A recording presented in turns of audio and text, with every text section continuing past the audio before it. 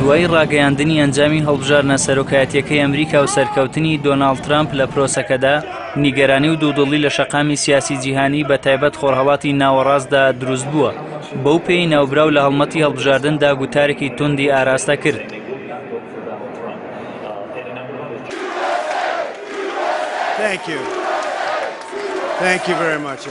ترامپ لە یەکەم وتاری دوای برنەوەی هەڵبژاردنەکاندا ڕایگەیاند بەرژەوەندیەکانی ئەمریکا دەخاتە سەرووی کارەکانیەوە و هەوڵی پەیڕەوکردنی ئاشتی و دادگەری دەدات. بەڵام وێڕای ئەوەی ترامپ بە توندی دژاتی ڕێکەوتنەکەی ئێران و خۆرئاوا سەبارەت بە بەرنامە ئەتۆمیەکەی تاران دەکات و هەڕەشەی هەڵوەشاندنەوەی دەکات. لەلایەکی دیکەوە سەرۆکە تازەکەی ئەمریکا پشتیوانی ڕەهای بۆ ئیسرائیل دەربڕیوە. بەڕادەیەک بەڵێنی داوە لە جیاتی تەل ئەبیب قودس وەک پایتەختیە و قەوارەیە بناسێنێت.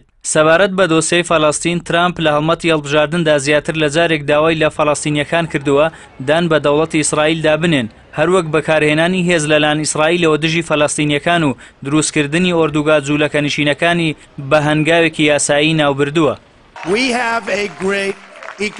دەربارەی دۆخی سووریا سەرۆکی داهاتووی ئەمریکا پێی وایە مانەوەی ڕژێمی سووریا و دەسوەردانی سوپای رووسیا لە وڵاتە لە بەرژەوەندی ئەمریکایە.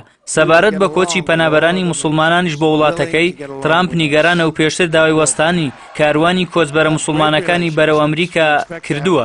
ناوبراو سەبارەت بە نەوتی خۆرهەڵاتی ناوەڕاست بە تایبەت عێراق و سوعودیا بۆچوونی جیای لە سیاسەتمەدارانی وڵاتەکەی هەیە و دەڵێت ئەگەر وڵاتانی هاوشەوی سوعودیا بەشداری ڕاستەوخۆ لە جەنگی دژی داعشدا نەکەن، ئەمریکا چاوبەکڕینی نەوت لەو وڵاتانەدا دەخشێنێتەوە.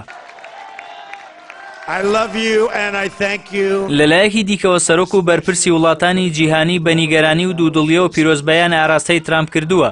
بەو پێی سیاسەتی دەرەکی ناوبراو تەنانەت بەرامبەر زۆربەی دۆستەکانی ئەمریکاش ڕوون نییە، چ جای نەیارەکانی.